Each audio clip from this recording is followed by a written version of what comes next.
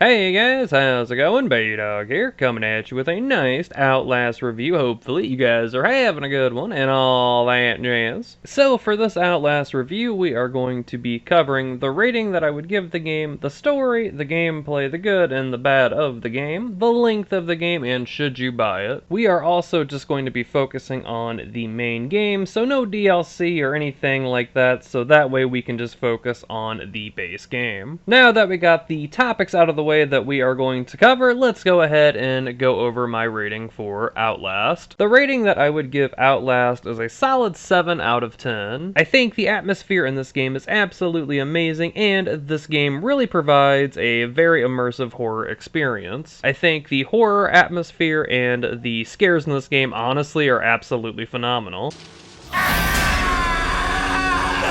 As you can see with this clip I just showed you, you understand what I mean. However, I do think that the gameplay is really good, and of course we're going to go a little bit more in depth with the gameplay later in this video, but now that we've got the rating out of the way, let's go ahead and cover the story of Outlast. For the story of Outlast, you are going to be taking the role of Miles Upshur, an investigative journalist who gets an email regarding the Mount Massive Asylum and all of the shady things that are going on in the facility. Miles goes to investigate the facility only with his camcorder because, of course, in any horror game, we gotta make sure that we don't come prepared. Miles' whole goal is to expose everything that has been going on with the asylum and also trying to find a way to escape it. Now, one thing that I will say is that you don't get a lot of lore right off the bat, but you learn a lot more as you go and explore the asylum. A lot of the information that you will pick up will give you a lot of insight on the characters and the enemies that you're going to run into, and it's really cool because you get to see how Miles will react to certain things. With the story out of the way, let's go ahead and cover the gameplay of Outlast. The Outlast gameplay is actually really good in my opinion, and it's really fun, so let's go ahead and cover the highlights of the gameplay in Outlast. One of the strongest gameplay elements that this game has is the jump scares and just overall pure horror. This game has some of the best jump scares and they're perfectly timed, so it's not like it gets very repetitive or ever stale. Me personally, I love the jump scares in Outlast, and I think personally they are some of the best jump scares. Another big part of the gameplay is the stealth. The only thing that you are armed with is a camera, and the only way to defend yourself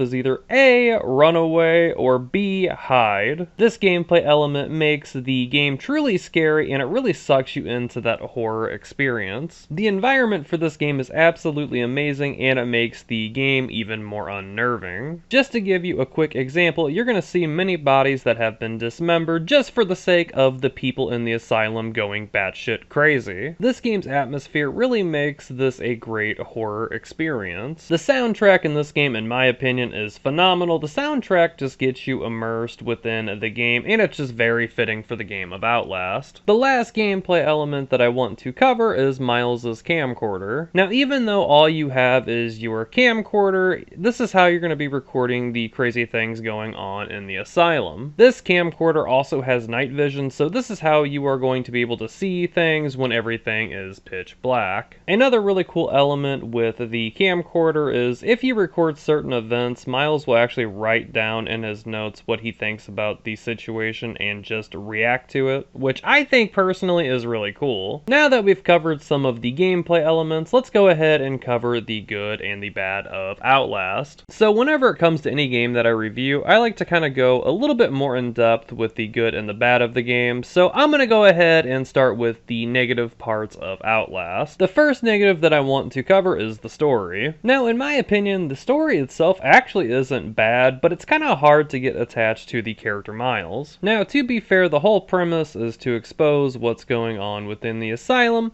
but really, aside from the game telling you that Miles is the character that you will be playing, it's really hard to get attached or just even immersed as Miles. Now, I know that this is kind of a small thing in the grand scheme of things, because the whole game is obviously centered around you experiencing the horrors of the asylum, and to be perfectly honest, they do make up for it a little bit whenever it comes to the whole camcording system where Miles will give his thoughts on what's going on. I just wish that it was a little bit more fleshed out and he had more of a character character in the grand scheme of things. Another negative, in my opinion, is once you get later in the game, you're going to have this objective where you have to find a character named Father Martin. Now, the actual objective itself is pretty simple, and of course, you know how things go, it's never going to be that simple. And honestly, I'm totally fine with that because, you know, that means that you're going to have to traverse more of the asylum to get to Father Martin. Now, the issue lies within some of the stuff you have to do beforehand, and honestly, it just kind of gets monotonous because it seems like you're stuck on one objective for a while. Now, don't get me wrong, obviously you're going to be doing other things while trying to get to Father Martin, but it just really kind of felt more like busy work rather than progressing through the objective. But then again, maybe it's just a me problem, but I was just kind of like, alright, enough's enough, let's hurry up and get to Father Martin. Now, this last negative that I'm going to talk about, I'm also going to throw it in the positive category as well, because I can definitely see where it could be a positive for some players. The last negative that I want to cover is the lore of Outlast. Now, when I say this, it's not because the story or the lore is bad by any means, but I'm referring to looking for the lore. This isn't the worst thing by any means, but to learn about everything that's going on within the asylum, you're going to have to find these documents, and they're going to cover specific things that'll give you more context on what's going on and why the asylum is the way that it is. Now, if you don't find all the documents or you're just there for the horror experience, it's not going to ruin the game for you at all by any means, but if you're someone who enjoys a riveting story or something like that,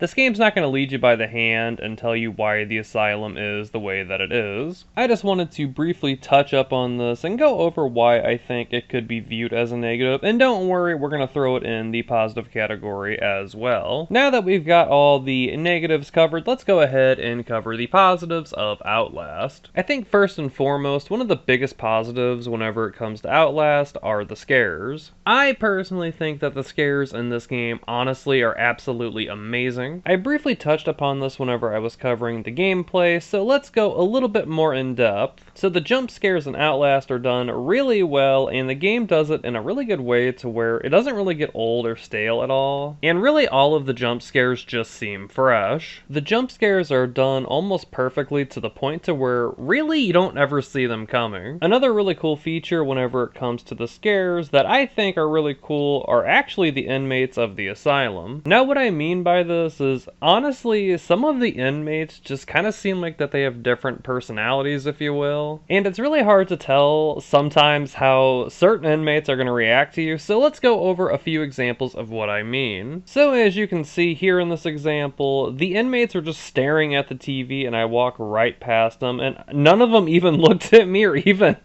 none of them even acknowledged that we were even there. They were just watching their static TV, if you will. They were like, who's this weird motherfucker with the camera? Another example that I have is one inmate was walking around and he noticed me and he straight up just attacked me. I'm assuming he wasn't too keen on seeing us. My last example that I want to share is I was just walking around by the inmates, and this guy that's just wrapped up in bandages and he can't see a thing, but he just continuously follows me until he can't. Now, I really think that this is a really cool feature, and I love that each inmate is kind of different in their own way. Another thing that I feel is a huge positive is the overall feel and the atmosphere of the game. Outlast definitely does not disappoint whenever it comes to the absolute horror atmosphere and just the overall environment. Pretty much from the time you enter the asylum up to the very end, you're going to have a very creepy and scary experience